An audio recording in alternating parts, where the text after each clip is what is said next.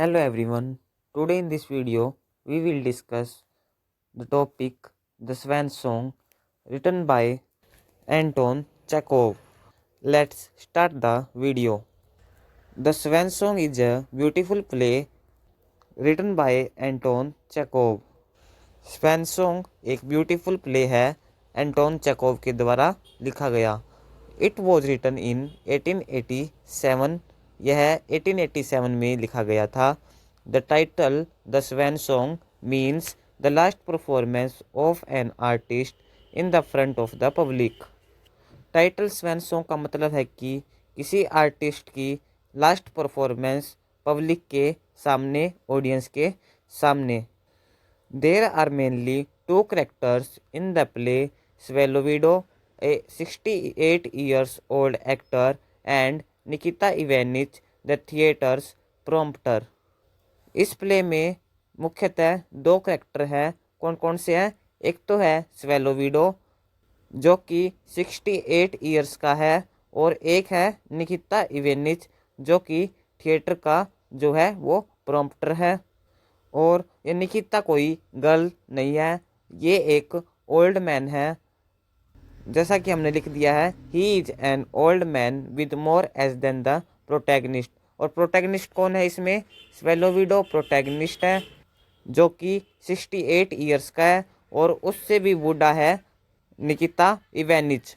अगर मैं आपको 2-4 लाइनों में इसकी समरी बताऊं तो ये होगी कि स्वैन सॉन्ग का मतलब होता है किसी आर्टिस्ट की लास्ट परफॉर्मेंस उसके अपने कैरियर में, यानी कि उसकी लास्ट परफॉर्मेंस होने के बाद अब वो कोई भी परफॉर्मेंस नहीं करेगा. इसी प्रकार इस प्ले में भी एक स्वेलो विडो नाम का करैक्टर है जो कि 68 ईयर्स ओल्ड का है.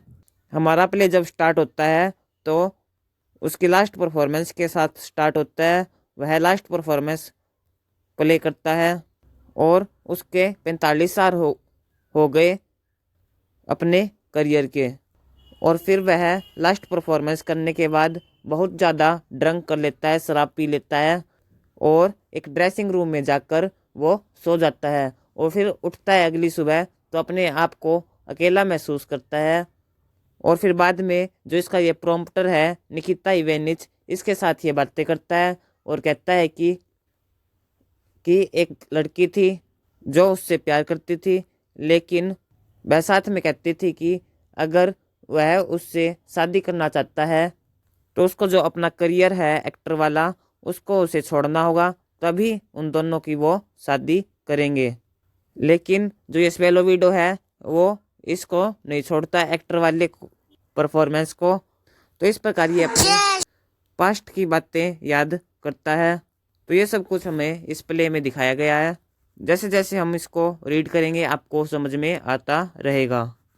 The play is about the last performance of Svetlovidov who has a 45 year long career in the theatre. He drinks too much and falls asleep in dressing room after the play. 45 साल हो गए उसको यह career करते हुए theatre में, और ये उसकी लास्ट परफॉर्मेंस थी. ही ड्रिंक्स टू मच, बहुत ज़्यादा पी लेता है और ड्रेसिंग रूम में जाकर सो जाता है प्ले के बाद. He considers himself as a squeezed lemon. वह अपने आप को एक निचुड़ा हुआ नींबू समझता है. He wakes up and finds himself alone in the darkness of the dressing room. फिर अगली सुबह वह उठता है तो अपने आप को अकेला पाता है ड्रेसिंग रूम के अंधेरे में. He calls himself an idiot. He compares life with the bottle of wine and the remaining life is compared with the drops eight the bottom. वह अपनी लाइफ को वाइन की बोतल के साथ कंपेयर करता है और अपनी जो बची हुई ज़िंदगी है उसकी तुलना जो बोतल में बूंद बची हुई है तलहटी में उसके साथ करता है. आई हैव ड्रेन्ड द बोतल, only a few little drops are left at the bottom, nothing but the dregs. ये वाली कोटेशन आपको अच्छे से लर्न कर लेनी है और लिख देनी है. Nikita the prompter who is present on the darken stage motivates swallow window. जो निकिता है प्रॉम्प्टर के रूप में जो अंधेरे वाले स्टेज में प्रेजेंट है, मोटिवेट्स करता है स्वेलो विडो को. He remembers his past activities. वह अपनी पास्ट की एक्टिविटीज को याद करता है. कौन याद करता है? Swallow window. A girl was deeply love him and put a condition for him to leave the acting career if they were to get married. Swallow window कहता है कि एक लड़की उससे बहुत ज़्यादा प्यार करती थी, लेकिन कंडीशन रखती है कि उसे अपना करियर है एक्टिंग वाला उसे छोड़ना होगा अगर वो शादी करेंगे तो। But he did not change his career, लेकिन वह अपना करियर चेंज नहीं करता। He talks to him about his loneliness, यानी कि ही कौन है यहाँ पे? Svetlovidov. Svetlovidov Nikita से कहता है अपने अकेलेपन के बारे में। What Nikita Ivanitch is also old and lonely, लेकिन निकिता इवेनिच भी ओल्ड और लोनली है। He speaks line from Shakespeare's play King Lear. यहाँ पे आपको ही की जगह स्वेलो विडो लिख लेना है, क्योंकि स्वेलो विडो बोलता है लाइन शेक्सपियर के प्ले की, जो कि किंग लियर का प्ले है। King Lear was also old and lonely in this play. King लियर भी ओल्ड और अकेला है इस प्ले किंग लियर में। He also recalls how he used to play the role of Othello. वह यह भी याद करता है कि किस प्रकार उसने ओथेलो वाले रोल को प्ले किया था। He utters some lines from the play Othello also.